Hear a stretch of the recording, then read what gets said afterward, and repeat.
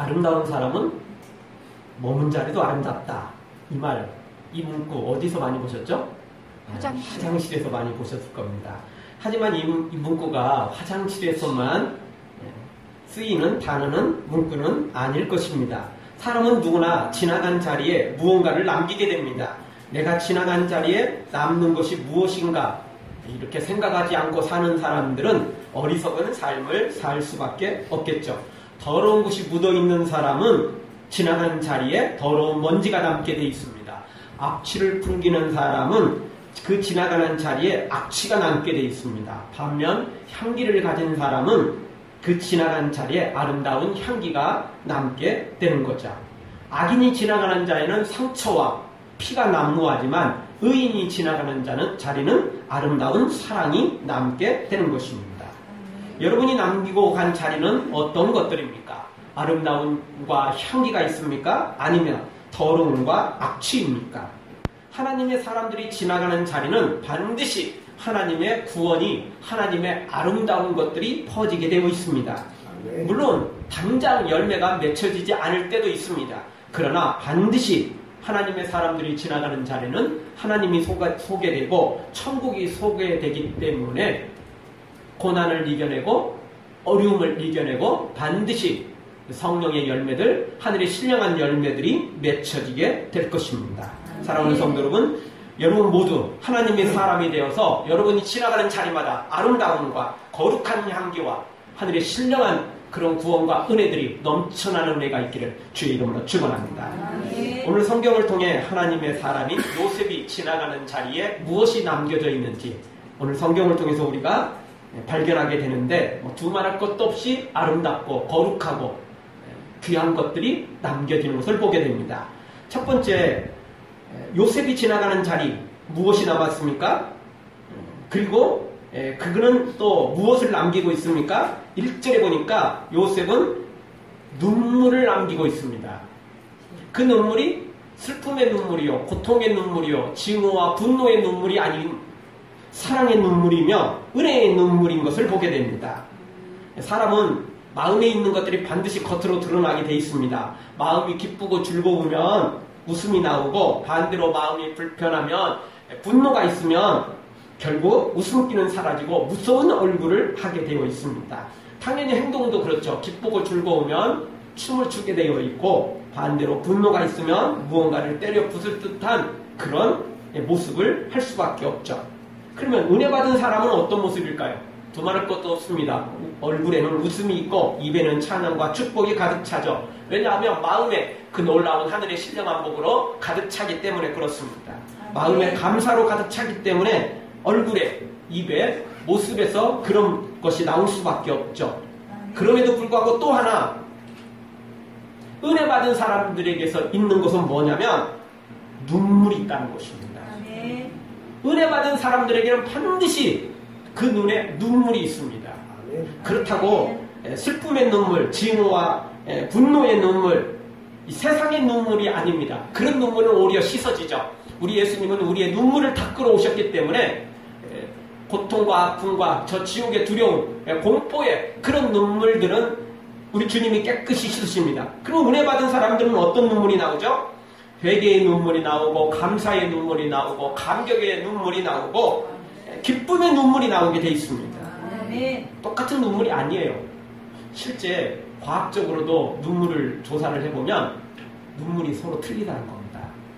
그러니까 우리가 기뻐서 흘리는 눈물하고 슬퍼서 흘리는 눈물 또는 분노의 눈물이 성분이 틀리대요. 같은 게 아니에요. 우리가 보기에는 똑같은 눈물이고 똑같은 물 같지만 짜기도 틀리고요. 안에 있는 성분도 틀리다는 거예요. 틀려요. 절대 같지 않습니다. 은혜 받은 사람들은 세상의 눈물이 아닙니다. 분노와 증오 이런 눈물이 아닙니다. 기쁨과 감사의 눈물, 그리고 회개의 눈물, 그리고 한 영혼을 바라보며 안타까운 마음의 눈물이 나오게 돼 있다는 것입니다. 여러분, 우리는 에레미야를 눈물의 선지자라고 말하죠. 그러면 에레미야만 눈물을 흘렸을까요? 아니요. 어떤 선지자든지 눈물 없는 선지자는 없습니다. 어떤 선지자든지 그가 사역할 동안에 그냥 모든 사람들이 다 회개하고 돌아오고 모든 사람들이 그냥 하나님만 바라보고 이런 적은 없었기 때문에 그렇습니다. 항상 문제가 있었고 항상 사탄의 유혹에 빠지기도 하고 고난을 겪기도 하고 그래서 선지자들은 항상 눈물로 복음을 전하지 않을 수 없었던 거죠. 나라가 망하고 민족이 망하고 백성이 망하는데 그리고 주님을 떠나서 저 지옥을 또 사탄을 따라가는데 어찌 눈물이 없겠습니까? 하나님의 사람들은 눈물을 흘릴 수밖에 없는 것입니다. 예수님께서도 나인성 과부의 아들이 죽어서 그 장례를 치르는 그 모습을 보시고 예수님께서도 눈물을 흘리셨습니다. 나사로가 죽어 장례식을 마친 후 마르다와 마리아가 예수님을 보면서 예수님이 조금만 빨리 오셨다면 오라비가 죽지 않았을 것입니다 라고 고백하는 그러면서 서럽게 우는 두 자매의 모습을 보고 예수님도 눈물을 흘리셨습니다. 그리고 예수님은 마지막 사역 마지막 부분에서 회개하지 않고 하나님의 말씀대로 살지 않는 예루살렘을 바라보시며 눈물을 흘리신 것을 보게 됩니다. 누구든지 하나님의 사람이라면 은혜 받은 사람이라면 눈물을 흘리게 돼 있다는 것입니다. 오늘 성경 1절을 보십시오. 1절 우리 한 목소리 한번 다 같이 읽겠습니다. 요셉이 시종하는 자들 앞에서 그 정을 억제하지 못하여 소리질러 모든 사람을 자기에게서 물러가라 하고 그 형제에게 자기를 알리니 때에 그와 함께한 자가 없었더라. 아멘. 요셉이 울고 있습니다. 요셉의 눈물이 지금 소개되고 있습니다. 2절에 보니까 요셉이 방성되고겠다. 얼마나 소리를 크게 질렀는지 얼마나 크게 울었는지 목 놓아 울었다는 이야기입니다. 그랬더니 그 소리가 요셉의 총리 공간을 넘어가서 궁궐에까지 들릴 정도였습니다. 다른 집들까지 들릴 정도로 그렇게 요셉이 방성되고 그랬다는 것입니다. 목을 놓아 울었다는 것입니다. 그렇죠. 그동안 몇 년이 지났습니까? 20년이 넘게 지난 세월 아닙니까? 그런데 증오의 눈물이 아니에요. 분노의 눈물이 아닙니다. 원수 같은 형들 만났으니까 이제 모든 걸 다 때려치우겠다? 엎어버리겠다? 그런 눈물이 아닙니다.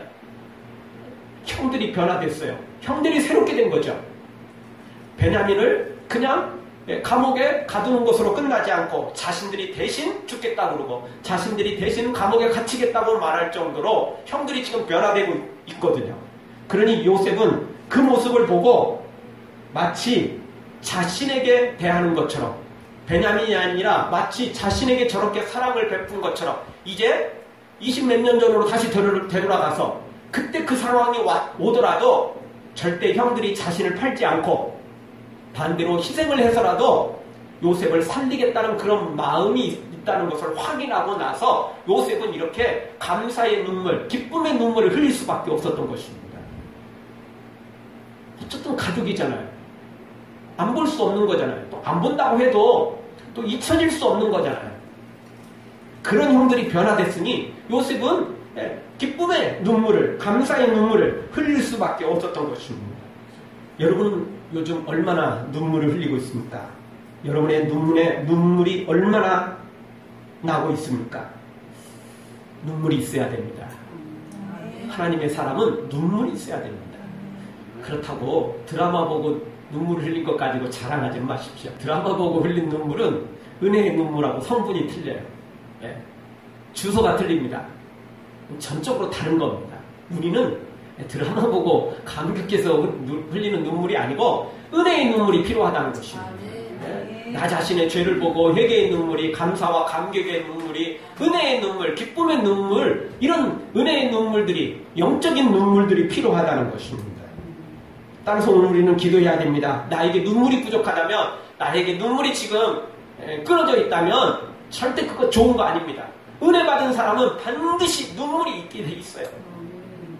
은혜를 많이 받으면 받을수록 조그만 죄 가지고도 아주 작은 죄, 남들은 그런 걸 죄라고 여기지도 않고 그냥 다 지나가 버릴 것 가지고도 그걸 죄라고 여기는 것입니다.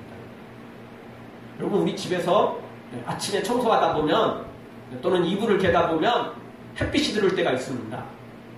근데 이불 개지 않아도요 햇빛만 들어오면 먼지가 떠다니는 게 뻔히 보입니다. 다른 때는 안 보여요. 근데 햇빛이 들어오면 보입니다. 은혜 받은 사람은 다 보이게 돼 있어요. 그러니까 회개의 눈물도 감사와 감격의 눈물도 그러니까 내가 살아가는 것 자체가 다 하나님의 은혜라고 말할 수밖에 없는 것입니다. 그래서 나의 나 된 것은 오직 하나님의 은혜라 라고 고백하고 그러니 감사와 감격의 눈물이 흐르지 않겠습니까?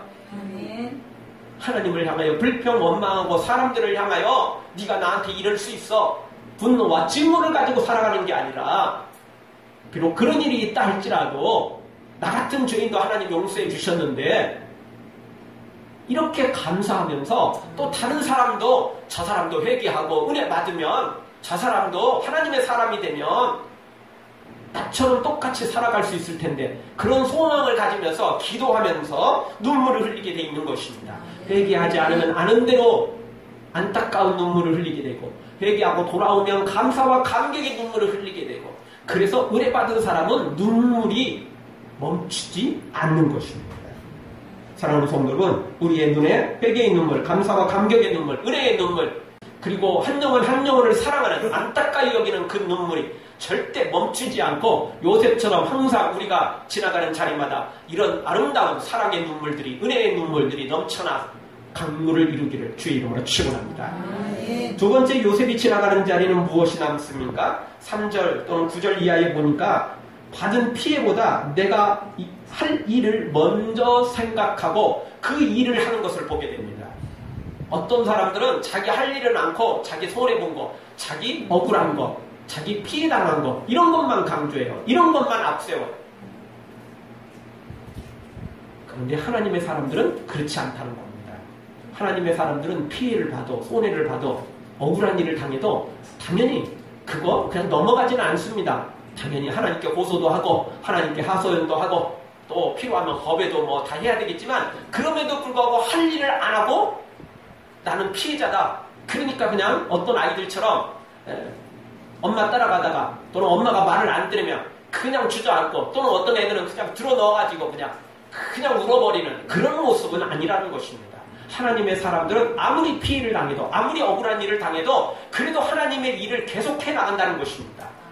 주의 일을 감당하면서 나에게 주어진 일을 하면서 그 일을 한다는 것입니다. 그런데 그렇지 못한 사람, 은혜가 떨어진 사람은 조금 힘든 일이 있으면 때려치워버리는 거죠. 나 안 해. 나 오늘 나 기도도 안 해. 하나님 나한테 해준 게 뭐 있다고. 나 안 해. 나 오늘도 교회 안 가.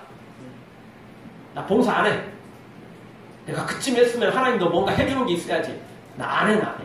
이러고는 다 때려치우는 거예요. 시험에 드는 거죠. 그러나 은혜 받은 사람들은 그럼에도 불구하고 주님 앞에 헌신하고 그럼에도 불구하고 주님을 따르더라는 것입니다. 그게 은혜 받은 사람들의 특징이에요. 은혜 받은 사람은 아무리 어려운 일이 있어도 자기 할 일을 한다는 것입니다. 하면서 주님 앞에 은혜를 구하고 하면서 주님 앞에 도움을 구하는 것입니다.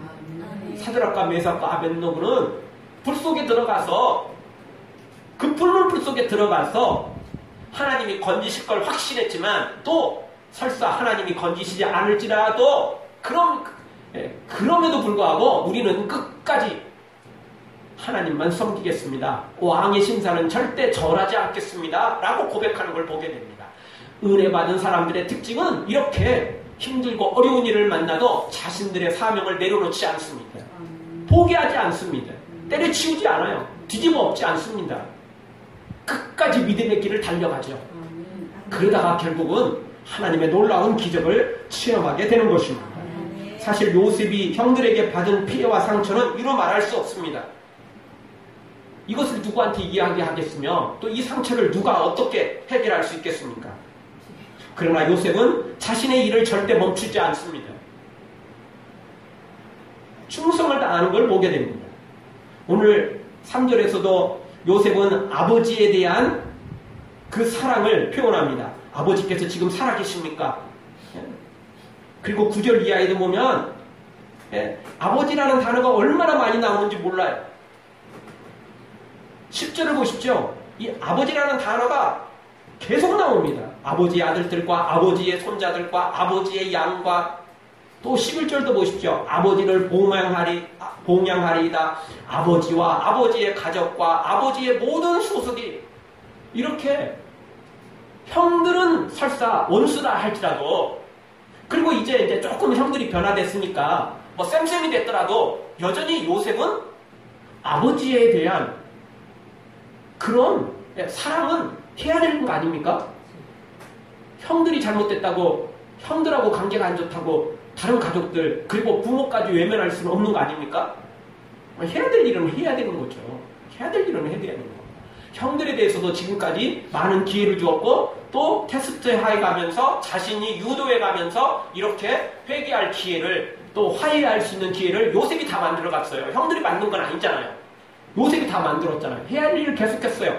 그리고 이 마지막 순간에도 여전히 아버지에 대한 사랑을 아버지에 대한 효를 지금 마음껏 표현하고 있어요. 그래서 아버지라는 단어가 지금 여기에 뭐 수없이 나오고 있습니다. 자신의 할 일을 자기가 상처받았다고, 자신이 지금 억울하다고, 자신이 지금 마음에 힘들고 어려운 일이 있었다고 일을 포기하지는 않았다는 것입니다. 자신이 해야 될 일은 꿋꿋하게 했어요. 자신의 해야 될 사명은 주님 앞에서 잘 감당한 사람이 바로 요셉이라는 것입니다. 예수님께서도 제자들은 배신했지만 가룟 유다는 예수님을 팔아버렸지만 또 다른 11명의 제자도 다 예수님 버리고 도망갔지만 내가 저런 놈들 위해서 십자가에 죽어? 아무 소용없어 저런 놈들. 이렇게 포기했습니까? 아닙니다. 제자들은 도망갔지만 예수님은 묵묵히 십자가의 길을 가셨습니다.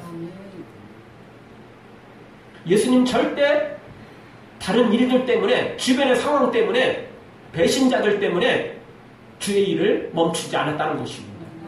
십자가의 일을 끝까지 다 달려가셨습니다. 하나님의 사람들은 믿음의 사람들은 은혜 받은 사람들은 이렇게 어떤 일이 있어도 사명을 멈추지 않습니다. 설사 조금 쉬었다 할지라도 지쳐서 조금 쉬었다 갔다 할지라도 넘어졌다가 힘들어서 참 쉽지 않지만 그럼에도 다시 일어나서 그리고 또 주의 일을 감당하는 사람들이 하나님의 사람입니다. 뛰어갈 수 없으면 걸어가고 걸어갈 수 없다면 기어가고 그것도 힘들다면 조금 쉬었다가 가더라도 하나님의 사람들은 절대 멈추지 않는다는 것입니다. 요셉이 바로 그런 사람이었습니다. 수많은 상처가 있었지만 그 상처를 이겨내고 지금까지 묵묵히 걸어왔습니다. 형들에게 팔렸어도 억울한 누명을 쓰고 감옥에 갇혔어도 그는 멈추지 않았습니다. 그리고 총리가 됐어도 여전히 그는 멈추지 않았습니다. 옛날 고생했으니까 이제 나도 떵떵거리며 살리라. 하나님이 이렇게 복 주셨으니까 나도 누리며 살리라. 그러지 않았습니다. 끝까지 자신의 사명을 감당했고 그리고 지금도 여전히 자신의 사명을 감당하고 있는 것을 보게 됩니다. 그렇습니다. 이렇게 하나님의 사람들은 은혜받은 사람들은 끝까지 사명 감당합니다. 은혜 받으면 받는 대로 복을 주시면 주신 대로 감당하고 그리고 힘들고 어려운 일이 있어도 당연히 그것을 믿음으로 이겨내면서 사명을 감당하는 그런 하나님의 사람들을 우리가 보게 됩니다. 사랑하는 성도 여러분, 감정적으로 중요한 일이 있다 할지라도 감정적으로 또 상처가 있고 또 분노가 있고 도저히 일어날 힘이 없다 할지라도 다시 한번 하나님의 능력을 받아서 요셉처럼 부모에게 효를 행하며 형제를 세워주며 수많은 죽어가는 영혼들을 살려내는 이 사명, 주어진 사명을 멈추지 말고 힘있게 감당해서 하나님께 칭찬받고 여러분이 지나가는 자리마다 놀라운 생명의 역사가 일어나기를 주의 이름으로 축원합니다. 마지막 세 번째로 요셉이 지나간 자리는 무엇이 남았습니까? 그래서 5절 8절을 통해서 요셉이 지나가는 자리에는 하나님의 관점에서 볼 줄 알았고 그래서 놀라운 생명의 열매들이 맺히게 됐다는 것입니다. 여러분 요셉이 이렇게 형들에게 기회와 시험까지 하면서 회개할 기회를 주었고 또 원수 갚는 마음보다 사명을 이렇게 먼저 생각하고 또 감당한 것은 바로 하나님의 관점에서 봤기 때문에 그렇습니다. 이걸 육신의 눈으로 보면 이렇게 할 수 없어요. 육신의 눈으로 보면 인간적인 눈으로 보면 감정적인 눈으로 보면 이렇게 할 수 없어요. 도저히 살아갈 수 없어요. 그래서 수많은 사람들이 상처받으면 억울한 일을 당하면 인생을 포기해버립니다. 그래서 결국 처음에는 너 죽고 나 살자 하고 덤벼들지만 그게 잘 안 되니까 결국은 너 죽고 나 죽자 이렇게 하면서 원수 갚는 일에 인생을 허비해버립니다. 결국 해야 될 일을 못하죠. 그러면서도 절대 자신이 잘못됐다고 생각하지 않습니다. 왜? 자기는 피의자거든요. 자기는 억울한 자이거든요. 내가 잘못한 건 없거든요. 사람들이 그랬고 세상이 그렇게 만들었고 그렇게 내가 억울한 일을 당했으니까 이렇게 해도 마땅하다는 거 아니 이것도 부족하다라고 말합니다. 그러나 하나님의 사람들은 그렇지 않습니다. 하나님의 사람들은 하나님의 관점으로 이것을 보게 되어 있습니다. 인간적인 눈으로 보면 요셉의 형들을 절대 용서할 수 없었고 그리고 보디발의 아내도 억울하게 누명을 쓰는 거니까 용서할 수 없었고 다 용서할 수 없는 일들입니다. 그러나 하나님의 관점에서 보면 요셉을 가나안 땅에서 애굽으로 보내시고 또 감옥으로 보내시고 이 모든 과정 속에 누가 역사하셨어요? 하나님이 역사하셨어요. 물론 좋은 건 아니에요.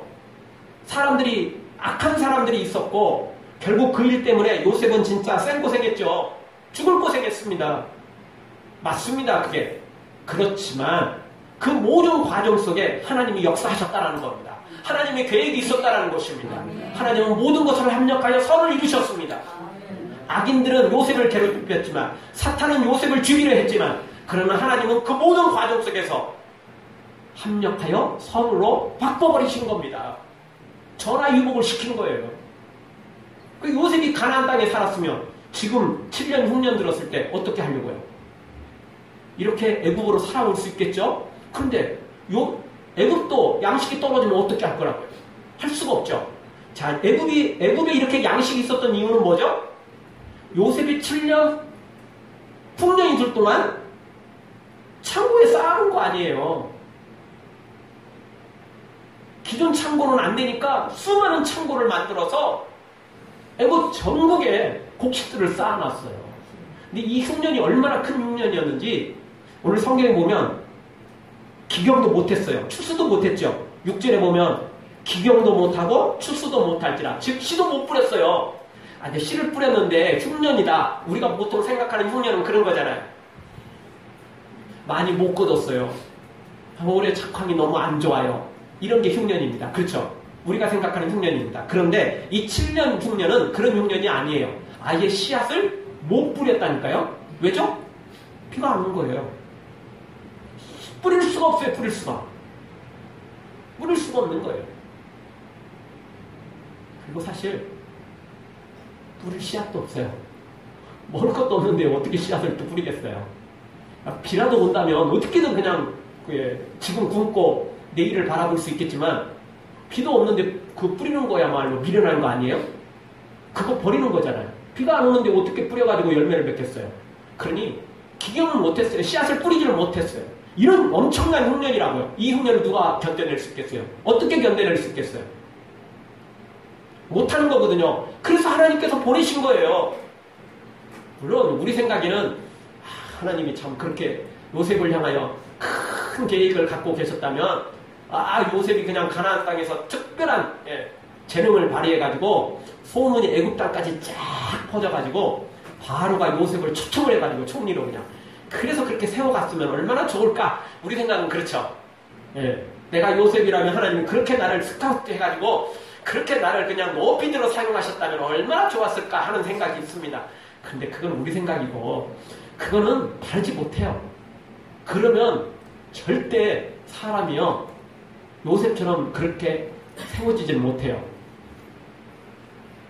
여러분 다윗은 왜 그렇게 왕이 되고도 끝까지 하나님을 잘 섬겼습니까? 왜 사울은 처음에 겸손했는데 나중에 그렇게 교만해지고 하나님을 떠나버렸습니까? 이유는 단 하나입니다. 많은 이유들이 있겠지만 가장 중요한 이유는 다윗은 훈련을 받았고 사울은 훈련받지 않았습니다.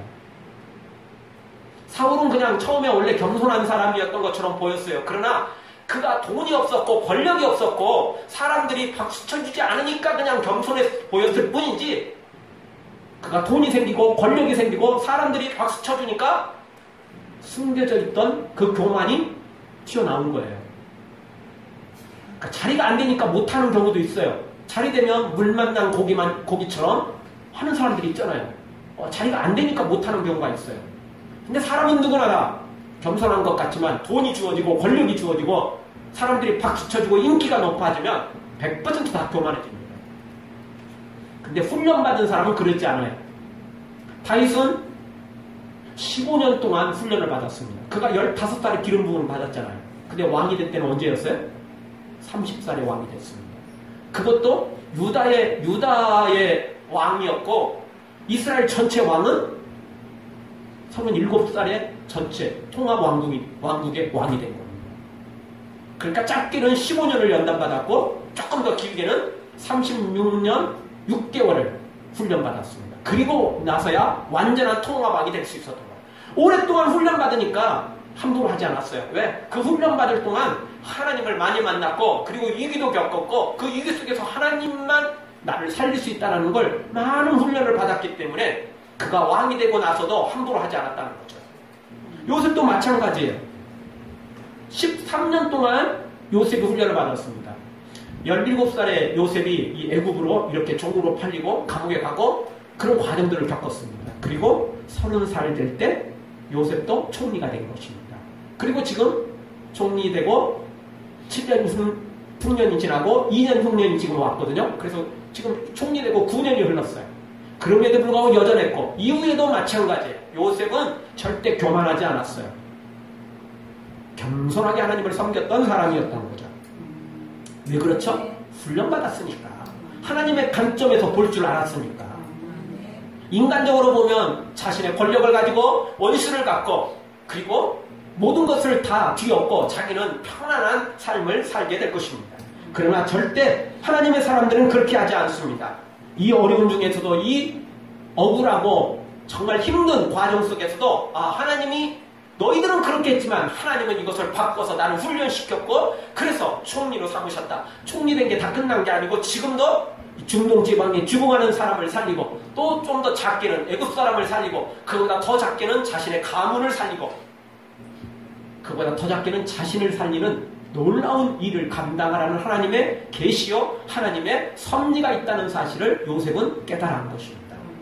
그래서 이렇게 요셉은 이 하나님의 눈으로 보았기 때문에 이 모든 일을 감당할 수 있었던 것입니다. 5절을 보십시오. 5절 우리 한 목소리 한번 다 같이 읽겠습니다. 당신들이 나를 이곳에 팔았으므로 근심하지 마소서, 한탄하지 마소서. 하나님이 생명을 구원하시려고 나를 당신들 앞서 보내셨나이다. 아멘. 누가 보냈습니까? 형들이 종으로 판 거 맞아요. 그런데 그거는 보이는 거고 실제 놀라운 역사는 하나님이 보내셨다는 겁니다. 하나님이 보내셨습니다. 8절도 보십시오. 8절 한 목소리 읽습니다. 그런즉 나를 이리로 보낸 자는 당신들이 아니요 하나님이시라. 하나님이 나로 바로의 아비를 삼으시며 그 온 집의 주를 삼으시며 애굽 온 땅의 치리자를 삼으셨나이다. 아멘. 형들이 보냈습니까? 맞는 말이지만 진짜 주인공은 진짜 섭리하시고 역사하신 분은 하나님이셨다는 것입니다. 하나님이 보내셨어요. 사람이 아니에요. 사람이 아니에요. 하나님이 보내셨으니까 굳이 그 악을 행했지만 그 사람들 그렇게 굳이 원수 같지 않아도 되는 거예요. 왜? 그들에게 당했던 상처보다 그들에게 당했던 억울함보다 그들에게 당했던 그 피해보다 하나님이 10배, 100배, 1000배로 더 채워주셨거든요. 종으로 살면서 감옥에 있으면서도 하나님이 은혜를 주셔서 기쁨이 있었고 그리고 결국 그 모든 과정을 겪고 나서 총리가 됐는데 그냥 총리가 아니에요. 바지 사장이 아니었어요. 바지 총리 아니었어요. 애국 왕보다 더 큰 능력과 권세를 가지고 있었어요. 바로가 그렇게 말하죠. 나는 너보다 그냥 이름만, 그냥 직분만, 명문만 너보다 더 높다. 네가 다 해라. 도장을 빼가지고요. 국가의 이 직인을, 국가 인세를 아예 그냥 요셉에게 쥐어버렸어요. 그냥 네가 다 해라, 네가 다 해라. 물론 요셉이 보고를 했겠죠. 그래도 그냥 다 믿어버린 거예요. 다 믿어버린 거죠. 왜? 요셉이 하는 모든 것을 보고 믿을만 했어요. 사람이 아니고 요셉 뒤에 하나님이 역사하셨고 그러니 바로가 믿을만 했던 거죠. 우리도 사람만 바라보면 인간적인 눈으로 바라보면 분노와 증오가 있고 나를 피해준 사람은 어떻게든 그냥 한번 때려 뒤집어 엎어야 되고 그래야만 마음이 속 시원하고 이렇게 되는 겁니다. 그러나 하나님의 관점에서 보면 그것 때문에 내가 겸손해졌고 내가 그것 때문에 더더욱 하나님 앞에 엎드릴 줄 알게 되었고 그것 때문에 내가 이렇게 믿음으로 세워진 거구나. 하나님의 인도하심을 깨달아 안다면 사람이 믿기보다는 그렇다고 이뻐 보이진 않겠지만 그렇다고 믿고 막 징후하고 분노를 일으키고 막 원수를 갚는 이런 일에 허비하지 않고 하나님이 나를 모든 걸 합력하여 선을 이루셨으니 앞으로도 계속 하나님의 뜻을 이루리라. 이 믿음으로 살아가게 되어 있는 것입니다. 그렇습니다. 우리 모두 사소한 일에 목숨 걸지 말고 좀 더 큰 걸 볼 줄 알아야 됩니다. 세상에 있는 땅에 있는 거 더러운 것만 보지 말고 더 큰 역사, 하나님의 놀라운 계획과 뜻을 바라볼 줄 알아야 됩니다. 그러면 우리는 하나님의 사람으로 하나님의 충성된 일꾼으로 쓰임받게 될 것입니다. 우리에게 향하신 여호와의 계획하심이 놀랍고 놀랍다 놀라우시도다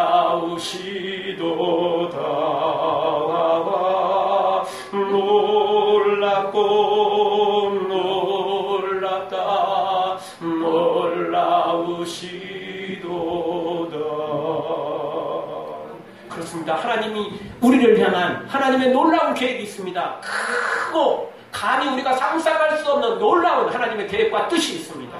우리가 요셉처럼 하나님만 바라보고 그리고 하나님의 관점에서 보고 그리고 하나님의 일을 감당하면 하나님은 모든 걸 합력하여 선을 이루시고 전하 유보 정말 그 어려운 중에서 하나님 그걸 도리어 복으로 바꿔버리시는 놀라운 능력을 가지고 계시며 그럴 힘을 능력을 가지고 계신 분 그리고 그것을 우리를 통해서 이루어내기를 원하시는 분이 하나님이십니다.